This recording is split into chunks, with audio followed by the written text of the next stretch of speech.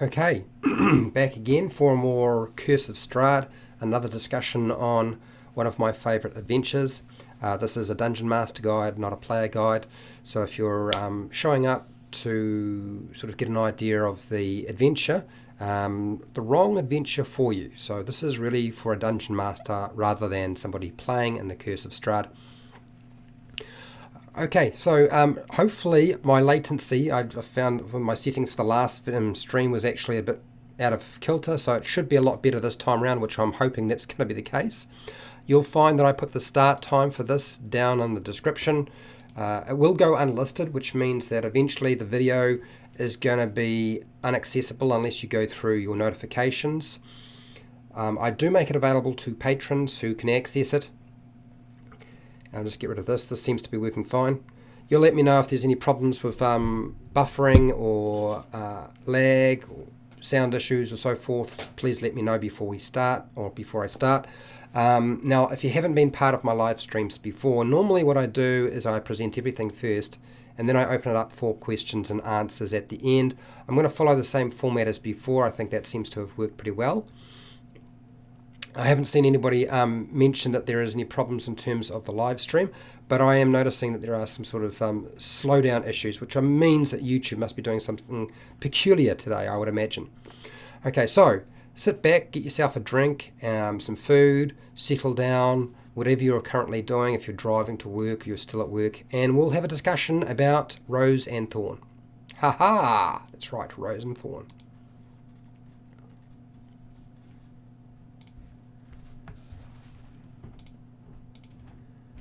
Hi, welcome to HowtoDandD. My name is Fred Wheeler and today I want to talk about the Curse of Strahd. That's right, this is a Curse of Strahd Dungeon Master guide. So if you are a player, this is not the video for you. You need to go and watch one of my other videos, but not this video. This is going to be full of spoilers. I'm going to be talking about the two children, Rose and Thorn, from the Death House or Durst Manor. This is really what I'm covering today. Now, I have many videos on the Curse of Strahd if you are interested, but that's not the topic for today. We're going to talk about Rose and Thorn. Now, Rose and Thorn are two NPCs the Dungeon Master will play in two forms. The first form is the illusion of Rose and Thorn, and the second version is the spirits of Rose and Thorn. They aren't alive anymore. They are simply dead. Do not show the players any of the pictures of Rose and Thorn. Those pictures look quite evil and they will immediately feel like they are being led into a trap, which in fact they are. So be careful about your descriptions of the children, because really if players are in the game and they're playing through the Curse of Strahd, likelihood is that they don't trust anybody or no NPCs will be trusted. So it's really important to be able to sell Rose and Thorn, otherwise you really can't get very far in this adventure. Unfortunately, it's just one of those things. Okay, now Rose and Thorn Durst are trapped in the Durst Manor as spirits. Their spirits are actually trapped. The Durst Manor or Death House uses their forms because the Death House itself, or Durst Manor, has watched these two children and their spirits sort of move around and operate, and so it disguises itself, or disguises these two forms as the children. And this is to lure people into the house, seemingly to rescue baby Walter from a monster that's inside, supposedly in the basement. That is actually not the case. What the Durst Manor is trying to do is lure them in there and then kill them, and they will be added to the cacophony of individuals who are trapped within the house. I've already done a video on Death House, so you're welcome to go and check that one out as well. Okay, so what's the deal with the children, Rose and Thorn? So Rose is Rosa Valda. She's a girl. She's about 10 years old. Thorn is Thornbolt, a boy of 7 years. Their first appearance is the illusion the house creates, and they will be standing outside. And you'll find that Thorn is weeping and clutching a stuffed doll, which looks quite macabre and horrible. certainly play them as children. Rose is trying to hush Thorn and does most of the talking if the player's characters ask any questions. Now, it's a good chance that one of the players will try to have their character comfort the children. Do not let the characters touch the children. They need to draw back away from them as if afraid of them. They will answer questions, but you cannot touch them. Now, this would break the concept of them being illusion, right? As soon as you touch an illusion, then there's an opportunity to start making some sort of perception or insight check. And you don't want that to happen. So don't let the characters touch the children in any way. Now, Rose will do most of the answering of questions. It is important, as I said, to sell the children to the players, otherwise they will not go into the house. For good reason, ultimately, but you don't want that to happen. Okay, so what sort of things do the children actually know, these illusions of children? Because remember, we're dealing with the illusions of these children. Well, the first thing is they know that there's a monster in the house. They don't know what it looks like. They've never seen it. They've only heard it. They know it's in the basement. They can say that their parents, Gostov and Elizabeth Durst, kept the monster trapped in the basement. It's not like the parents had a monster and decided to have it sort of in the basement, but the monster appeared and they've trapped it in the basement. It's all lies. None of this is ever true. They don't know what happened to their parents, so they just assume that the monster might have killed their parents, but they're not too sure what's happened to their parents. Remember, these illusions only know and only present the information that the Durst Manor or Death House want the players to actually know, or their characters, that is. Baby Walter is on the 3rd floor in the nursery, and this is all lies. This is not true. It's half-truths or lies in some way. The children actually died of starvation centuries ago. Their insane parents, who were operating a cult, had been luring individuals into the house, killing them. The howls and screams and so forth that the children used to hear were supposedly explained by the parents as being a monster, but that was really what their parents were doing to other people. They kept the children locked in the attic when things started to get a bit out of hand, and essentially forgot about their children. Now, remember too that the parents were killed by Strahd von Zarevich, so it's entirely possible that they got locked in there when Strahd showed up, and when a battle engaged in some way. Maybe this was their attempt, if you like, to protect the children from Strahd. I think it's much more likely that they were locked in there to keep them away from all of the things the parents were engaged in. You will find most of the information you require on Rose and Thorn on page 211, 212, 215 and 216 of The Curse of Strahd if you are interested. Remember, their parents have been feeding them lies for quite a long time, so they don't really know very much when they actually meet Rose and Thorn for the very first time.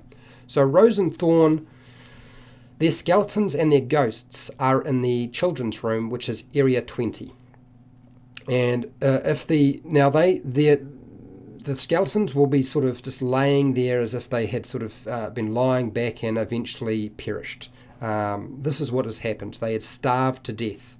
Now, why did they never leave the room? One, it was locked. There's actually a secret door that allows them access to the basement, but they were too afraid to go down there because of the monster, and so forth. So they just waited until eventually, passed out and faded away. Now, if any of the players' characters disturb the children's toys, this will cause the kids' ghosts to appear, and they will ask the players' characters lots of questions. They won't be happy with anybody touching their toys, so you should certainly sort of present that. But think in terms of, I'm dealing with a child. How can I have them ask lots and lots of questions? That's what children tend to do, because that's what they would do. They won't be able to answer all of the players' characters' questions, unfortunately. Remember, it is important to role-play these children as bored, scared, and neglected children who still fear the monster even though they are dead themselves. They do know that they have passed away. They know that they starved starved. But that's not the biggest issue for them. They are actually trapped within this location. Now, Rose can reveal the secret door to the basement by indicating it through the dollhouse. The children can't actually leave the room without help. They need to actually possess somebody else or some other body to leave the room. Their spirits won't be able to actually exist outside the room without assistance. Try to focus on the children's flaws. Remember, they are fearful of abandonment, so if anybody tries to leave the room and leave them because they can't follow anybody, then what's going to happen is they're going to try to possess one of the individuals within the party. Now, if Rose tries to possess any of the individuals, her demeanor and the way that she acts is quite bossy and angry. This is sort of part of her flaw. So remember, those are the things you want to really focus on. Thorn is very simple. If Thorn tries to possess anybody, it's going to be coming down to just act as if Thorn is scared of everything all the time and constantly crying and weeping and generally, a scared little boy. That's essentially what you're looking for. Really basic stuff. It's actually very difficult to play these characters and have them seem legit, because the first time the players' characters meet them, or the first time the players meet these characters, it's an illusion, so they are confused. They'll probably ask questions about, "Well, I saw you outside," and the children will have no idea what any of the players are talking about. They'll be able to say, "Look, I don't know, I wasn't outside," so they won't know who they're talking about. So the players immediately at that point are going to be really suspicious of anything you do. There's a good chance that the players will want to take the bodies, the skeletal remains of the children out of the house and bury them somewhere so that they can rest in peace, which I would certainly allow any of the players to do. If they can find the body of Walter, the baby, and they take Rose and Thorn's remains out of the house, which is easier said than done, then certainly have them at rest. Leaving their skeletal remains there will mean that their ghosts are still trapped within the house. Trying to destroy these individuals is impossible. They reform. So if they engage in a battle, and the kids aren't really there to be a combat monster, they're more there as a role play. So if they do engage in a battle, and they're more likely to wind up just reforming after a period of time. Follow the same guidelines that the Monster Manual has for all ghosts. Same sort of principle. Okay, so hopefully you found this useful. Like I said, I have quite a few videos on the Curse of Strahd that should help you out. I have videos for Dungeon Masters and players that cover all sorts of different aspects of Dungeons & Dragons 5e and just roleplay games in general. If you want to support the channel so I keep doing videos like this, then I have a Patreon page where you can get access to the live stream content that goes unlisted. I give priority to patrons, and I do a couple of special things for them as well. I also have affiliate links to the book depository and Amazon. I have a merchandise shelf as well, and that's it. Make sure to share, like, and subscribe. Hit the bell button to be notified when I go live, and I go live quite a lot, and when I publish new videos, and that happens quite a lot as well. And hey, till next time, keep rolling those 20s.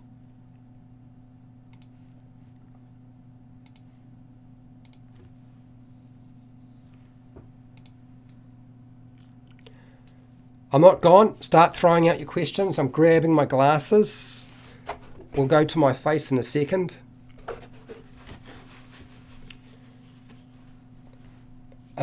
And we'll have a chat about Rose and Thorn. Rose and Thorn's a tricky one, I have to say. Out of all of the characters out of the Curse of Strahd, this was certainly the two characters that were the hardest for me to play, just because one form of the children is an illusion that's fake, and the next version is a ghost, so it causes a lot of confusion, which means that immediately your players are going to be suspicious of anything. They really won't believe or trust the children at all. So it's very hard to actually role play them and get anywhere other than it winding up turning into a well, let's just leave them and ignore them, or Let's just engage in a battle and be done with it. So yes, this caused a lot of confusion for my players. I do realise this. So let's have a talk. How's it going, Matt? Hi, Stan. How you doing? Aaron's here. Did this a couple of weeks ago as a one-shot. I read the introduction of the kids standing in the middle of the road. My players, nope, nope, nope. I kill them. Yeah, and of course there's nothing to kill. To be fair, Aaron, I think that, it took my players quite a lot of discussion to decide that they would engage with the children at all. I really had to use the mist. Otherwise, my players were all ready to just flag it. They were like, nah, this is a trap. Going in that house is a trap. We're not going in there. And they were all ready for really bad things to happen. So I really had to sort of fence them in. So in the end, although they didn't trust the children, and they told me many times as they were walking into the house, we don't trust the children, but since we seem to be able to only go in one direction, and that's into this house, we're going to do that, and if things start to get really bad, then we're going to get out of here and just burn the thing down. And I knew what I was dealing with. It's very, very hard to sell this to any player. And you could say that they are bloodthirsty hobos, but to be honest, I think they know that they're walking into a trap. So one of the biggest problems with this adventure is, having to deal with things that are set up to be a trap. And unfortunately, how do you sell it when it just reeks of trouble? Aaron, that's just what they said. Then okay, I know this is a setup, but I would kill them. But for the game, I'm going to help. Yeah, that's exactly where you're going. Exactly, that's exactly what happens, Aaron. It's the same problem. It's very difficult to play these characters. Probably the hardest ones I ever come across, ever. Because, essentially the second version, the spirits of Rose and Thorn, are actually really useful, but the illusion is what really undermines everything. Yeah. Players, if you've got players who will play along, that's great. What's that, Stan? What's this? 10/4. I don't know what 10/4 means, but you'll let me know. What's the makeup of your group? Vet players? Well, look, I had veteran players and I had new players at my table, and everybody could see this was a setup, and everybody felt that there was a trap involved. Also, Fred, how many times have you run the Curse of Strahd? I have run the original Ravenloft once and the Curse of Strahd once, and I probably will never run Ravenloft or the Curse of Strahd again. Now, I love the adventure, but considering what I had to do as a dungeon master with my players and the kind of level of trust that was required from them when I was running this adventure, it's really hard for players to sort of do that. And at the end of it, I really did feel like I was pushing my luck. So it's not something I would like to run for players again. That's not to say I don't think it's a good adventure. I just feel like it's too much, and I'm not really willing to put players through the sorts of things that this adventure lays out. Now, that's not to say that I think you should change everything so that it's not like that, but an adventure which is a horror is the sort of thing you do, and then after that you need something fluffy. When you watch a horror movie, then you go and watch a fluffy movie like a cartoon or something like that with a happy ending. Otherwise, it sort of leaves you in a dark place. And I felt like after I'd run it, running it more than once was just too much. And I'm sure that people would be more than willing to play in the game if I ran it again, but I just won't do that. Okay, Matt, what do you got here? I have Oscar. I don't know if Oscar shows up here, but Oscar's run it so many times. I need a drink of water. I do apologise. I do not know what's going on with YouTube. They are messing around with the whole machine, and it's caused all sorts of problems today. I found that all of my settings were readjusted, and I didn't do any of that. Okay, Matt, I have to get a copy of this adventure. This is just too good. Yeah, but Matt, before you do it, if you're running your adventure with kids, I don't recommend this being a young kids. I feel like they need to be sort of at least 13 upward to be running this adventure for them. just because of the nature of it. It is a horror after all, and you'll be expected to sort of try and role play it that way. It's very easy to sort of scare children. So if you've got children, don't use it. If you've got new players, I feel like this is not any good for new players either. If you've got people who've been playing for a while, fine. But I would still talk to them and say, look, I'm interested in running the Curse of Strahd. How do you feel about a horror adventure where there's a lot of, atmosphere and fear and horror involved? Is that something that would appeal to you? And if they say no, then it's not really the adventure for you or them. Aaron, what do you got here? I'm sorry they played Bard, Cleric, Rogue, and Wizard. Right, hi, what's the Stan? Fred, how do you facilitate that player trust? Well, first off, I usually have a discussion in my session 0. Building up, I explained to my players when I was about to run the Curse of Strahd, when I talked to them, I said, look, this is not your normal type of adventure. It is really rough.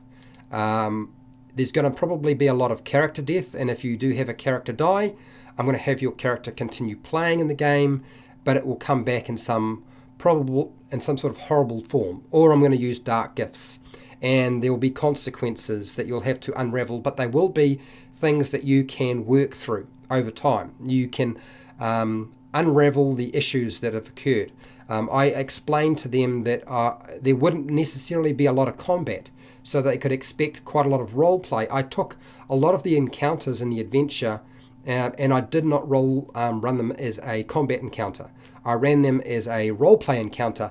A lot of the monsters would show up, and there might be 1 or 2 rounds of combat, and then they would disappear through a wall if they were like a ghost or had some other exit point, and then they would stay sort of lost. And of course, the players would have the fear that monster would return, and that's what I wanted. So I was always trying to find strategies to build up tension and fear. The only problem is when you run your adventure like this, it takes you only about 2 hours to exhaust your players, because they're constantly on edge and you're building all that tension. And even if you build in humor, it's very hard to sort of release all of that. So I never ran my sessions with the Curse of Strahd for more than about 3 hours. 2.5 was enough. We usually had about half an hour of sort of just discussing things, catching up, getting things organized, setting up, and then we'd run through. And like I said, it was all about not showing the monster and doing a lot of role play, and allowing them to do that as well. Okay, what else we've got here? Scott, how's it going, Scott? I had a lot of fun with these characters. Yes, you can have a lot of fun with these characters. Still, again, the hardest characters I've ever played in Curse of Strahd. Certainly the hardest characters to certainly sell. What's that, Matt? Should tell the players it's a winter festival. That's the reason for the strange clothes. Yeah, don't show the pictures of the artwork's nice, but don't show them the pictures. It won't go down well. Stan, I'm interested in how you fence them in. Okay, so Stan, how I fence them in, because you present, they came out of the mist. They were pursuing werewolves, my group, because that was one of the adventure hooks I used. I used 3. I had a stranger show up and ask for help. This was the Bastini. They had to try and get rid of some people who were causing trouble on the edge of town. I had the mist, and I also used that they were hired specifically. This was their main one, the one that they liked the most, that they were hired to deal with werewolves that seemed to be stealing children. So they were trying to track them down. So they were pursuing the last lead. They walked into the mist, thinking they were after the werewolves, and they found themselves in Barovia. And I had them come out of the mist right in front of the house, right in front of the death house. And they looked at the house, they looked at the children, they thought, no, this is bad. And I just said, well, okay, that's fine. We were going to walk around the house and try a different route. And every time they walked into the mist, they just wound up getting turned around. Or they had to start making constitution checks to deal with the effect of the fog, the mist. I've talked about this in another video. So I use the, like I said, the mist is one of your most useful tools as a dungeon master. Otherwise, they skip this part and they go somewhere else, because there's no way a rational player will go near this house. It just reeks of death and destruction, right? Stan, great insight, Fred. Thank you. Appreciate you and enjoy the channel. Good, Stan. I'm glad you are enjoying it. I do apologise that the stream has been very weak today. I don't know why it is causing so many problems. Usually I do not have anywhere near these sorts of issues. But anyway, so this is my last live stream for today. And I'm going to head off very, very shortly and go and do a lot of editing and prepping of stuff. So that's my task for the rest of the day. So make sure to have a good night, good day, good morning, afternoon, wherever you are in the world. Look after yourself and your family. And hey, till next time, keep rolling those 20s.